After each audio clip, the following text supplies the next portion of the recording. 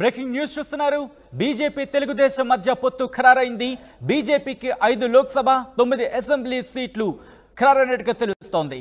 పొత్తులో భాగంగా బీజేపీకి ఒంగోలు, రాజంపేట, నరసాపురం, తిరుపతి, అరకు ఎంపీ సీట్లను ఇచ్చినట్టుగా తెలుస్తోంది. దీంతో పాటు ఒంగోలు నుంచి పురంధేశ్వరి, రాజంపేట నుంచి కిరణ్ కుమార్ రెడ్డి, నరసాపురం నుంచి రఘురామకృష్ణరాజు పోటీలోకి దిగబోతున్నట్టుగా తెలుస్తోంది. దీంతో పాటు తిరుపతి, అరకు ఎంపీ అభ్యర్థులపై బీజేపీ కసరత్తు చేస్తోంది.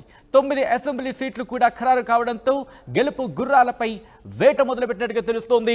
ఇప్పటికే హస్తిన చేరుకున్నారు చంద్రబాబు. మోదీ అమిత్ షాతో భేటీ అయ్యే అవకాశం కనిపిస్తోంది.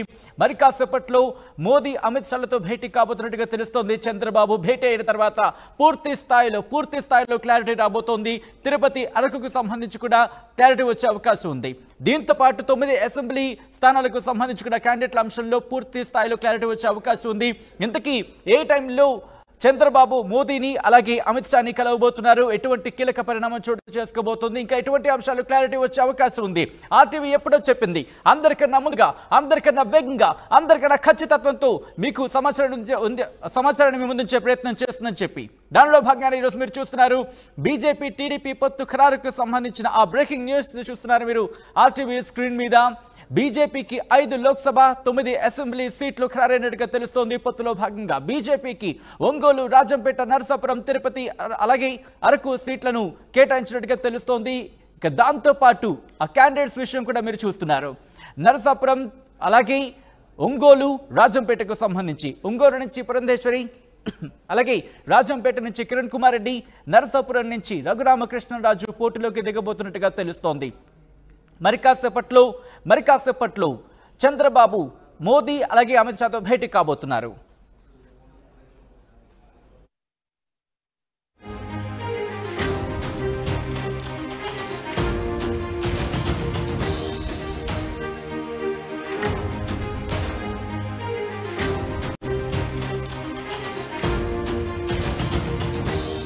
రైట్, ఏం జరగబోతుంది? హస్తినలో ఆంధ్ర రాజకీయాలు కీలక పరిణామాలు చోటు చేసుకోబోతున్నాయని చెప్పుకోవచ్చు.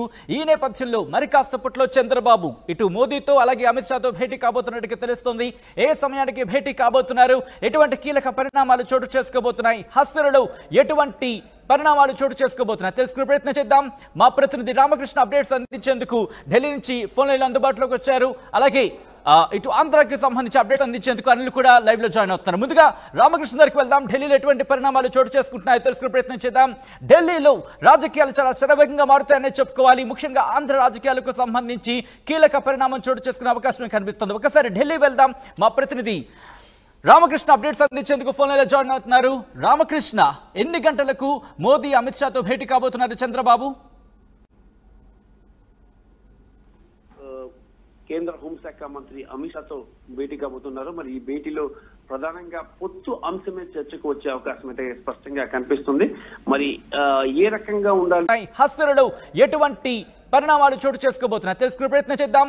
మా ప్రతినిధి రామకృష్ణ అప్డేట్స్ అందించేందుకు ఢిల్లీ నుంచి ఫోన్ లైన్లో అందుబాటులోకి వచ్చారు. అలాగే ఇటు ఆంధ్రాకి సంబంధించి అప్డేట్స్ అందించేందుకు అనిల్ కూడా లైవ్ లో జాయిన్ అవుతున్నారు. ముందుగా రామకృష్ణ దగ్గరికి వెళ్దాం. ఢిల్లీలో ఎటువంటి పరిణామాలు చోటు చేసుకుంటున్నాయో తెలుసుకునే ప్రయత్నం చేద్దాం. ఢిల్లీలో రాజకీయాలు చాలా శరవేగంగా మారుతాయనే చెప్పుకోవాలి. ముఖ్యంగా ఆంధ్ర రాజకీయాలకు సంబంధించి కీలక పరిణామం చోటు చేసుకునే అవకాశం కనిపిస్తుంది. ఒకసారి ఢిల్లీ.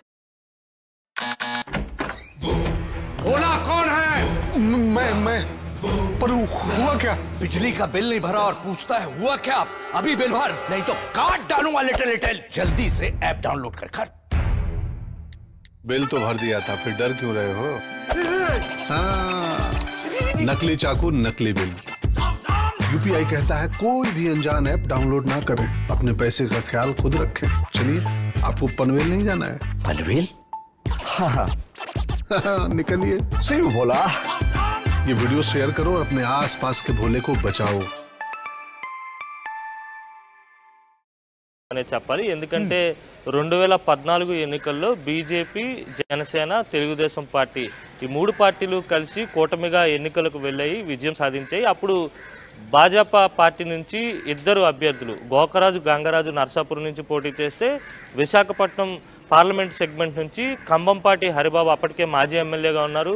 ఆయన ఇక్కడి నుంచి పోటీ చేసి ఎంపీగా గెలుపొందడం జరిగింది. అయితే అప్పుడు 2 స్థానాలు పోటీ చేసినటువంటి భారతీయ జనతా పార్టీ ఈసారి 5 స్థానాల్లో పోటీ చేయబోతా ఉన్నట్టుగా సమాచారం అందుతోంది. ఇప్పటికే పొత్తు విషయానికి సంబంధించి దాదాపుగా పొత్తు ఖరారైనట్టుగా తెలుస్తోంది. చంద్రబాబు నాయుడు మరి కాసేపట్లో అమిత్ షాను, భారతీయ జనతా పార్టీ జాతీయ అధ్యక్షుడు జేపీ నడ్డాను వీరిద్దరిని కలవబోతా ఉన్నారు. కలిసిన తర్వాత ఈ పొత్తుకు సంబంధించినటువంటి అంశాలు, సీట్ల వ్యవహారాలన్నీ కూడా కొలిక్కి వచ్చే అవకాశం అయితే స్పష్టంగా కనబడుతుంది. అయితే 5 ఎంపీ స్థానాలు భాజపా పార్టీ అభ్యర్థులు పోటీ చేసేందుకు 9 అసెంబ్లీ సెగ్మెంట్లను భారతీయ జనతా పార్టీకి ఇచ్చేందుకు తెలుగుదేశం పార్టీ అధినేత నారా చంద్రబాబు నాయుడు కసరత్తు చేసినట్టుగా తెలుస్తూ ఉంది. అయితే ఇప్పటికే పార్లమెంటు స్థానాలను ఒకసారి చూసుకున్నట్లయితే కనుక రాజంపేట, తిరుపతి, ఒంగోలు, నరసాపురం, ఇటు అరకు పార్లమెంట్, ఇలా 5 పార్లమెంటు స్థానాలను కూడా భారతీయ జనతా పార్టీకి ఇచ్చేందుకు ఇప్పటికే తెలుగుదేశం పార్టీ అంగీకరించినట్టుగా తెలుస్తూ ఉంది. ఆ మాటలు కూడా జరగబోతున్నాయి.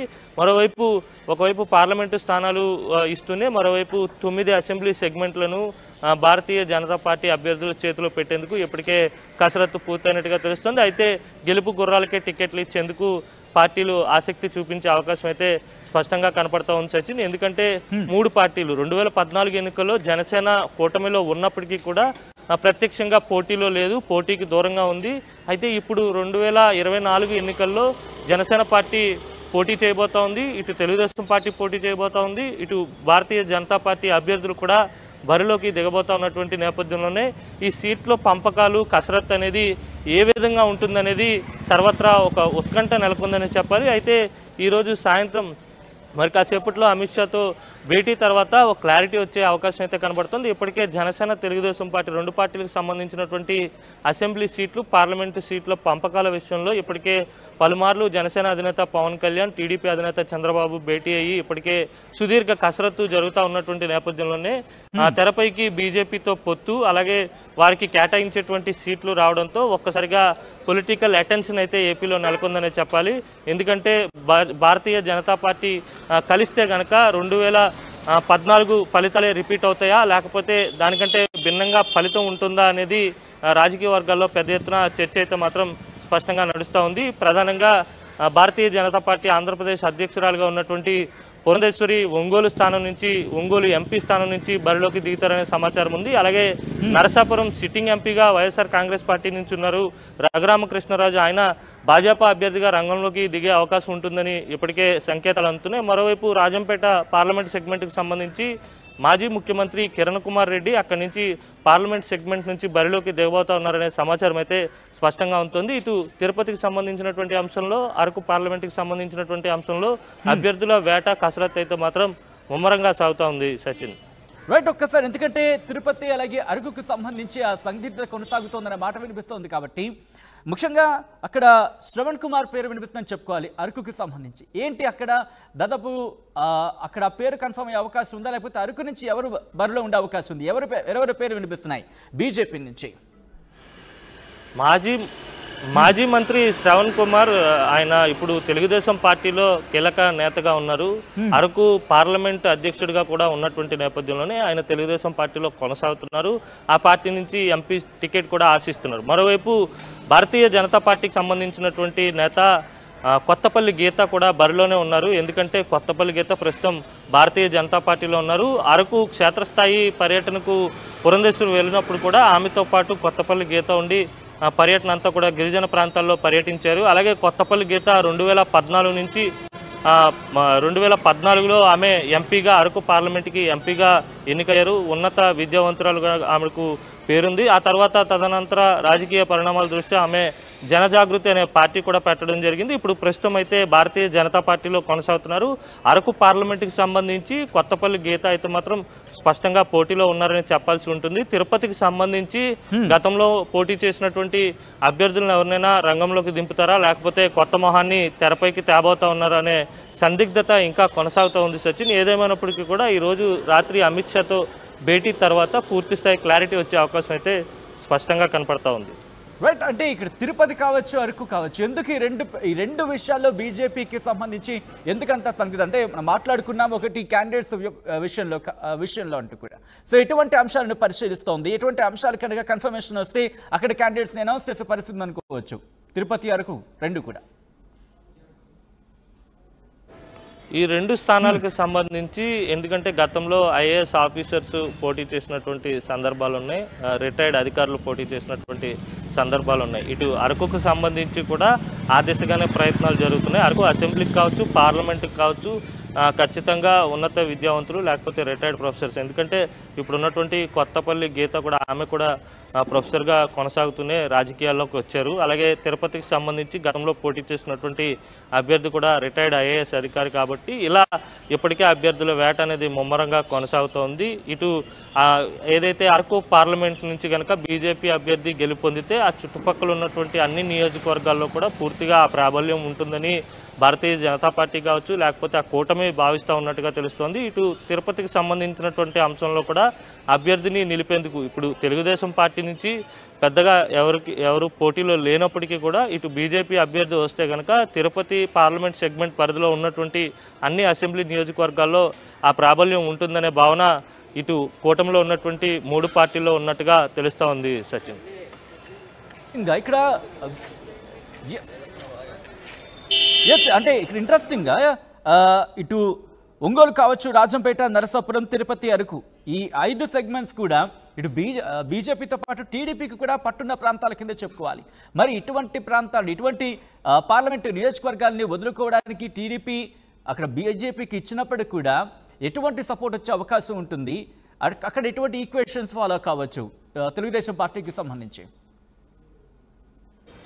సచిన్, ఇక్కడ మనం ఒక విషయాన్ని స్పష్టంగా గమనించాల్సి ఉంటుంది. ఇప్పుడు ఖరారైనటువంటిగా భావిస్తున్నటువంటి ఈ 3 స్థానాలు ఏవైతున్నాయో ఒంగోలుకి దగ్గుబాటి పురంధేశ్వరి, రాజంపేటకి మాజీ ముఖ్యమంత్రి కిరణ్ కుమార్ రెడ్డి, అలాగే నరసాపురంకి రఘురామకృష్ణరాజు, ఈ ముగ్గురు కూడా పొలిటికల్గా మంచి ఫేమ్ ఉన్నటువంటి పొలిటీషియన్స్ కనుక, బాగా ముఖపరిచయం ఉన్నటువంటి రాజకీయ నేతలు కనుక వారికి దాదాపుగా టికెట్లు ఖరారవుతాయి. ప్రత్యర్థి బలం ఎంత ఉన్నప్పటికీ కూడా ఖచ్చితంగా విజయ అవకాశాలు ఎక్కువగా ఉంటాయని ఆ పార్టీ భావిస్తూ ఉన్నట్టుగా తెలుస్తోంది. ఎందుకంటే కిరణ్ కుమార్ రెడ్డి గతంలో ముఖ్యమంత్రిగా పనిచేశారు, అలాగే దగ్గుబాటి పురంధేశ్వరి కేంద్ర మంత్రిగా పనిచేశారు, ఎంపీగా పనిచేసినటువంటి సందర్భాలు ఉన్నాయి కనుక ఖచ్చితంగా ఒంగోలు అనేది వారి సొంత జిల్లా. ఎందుకంటే దగ్గుబాటి వెంకటేశ్వరరావు కుటుంబానికి సంబంధించినటువంటి వర్గీయులంతా కూడా అన్ని నియోజకవర్గాల్లో ఉన్నటువంటి నేపథ్యంలోనే ఒంగోలు పార్లమెంట్ నుంచి ఆమె బరిలో నిలవబోతున్నారనేది మనకు అందుతున్నటువంటి సమాచారం. ఇకపోతే నరసాపురం విషయానికి వస్తే కనుక 2014 ఎన్నికల్లో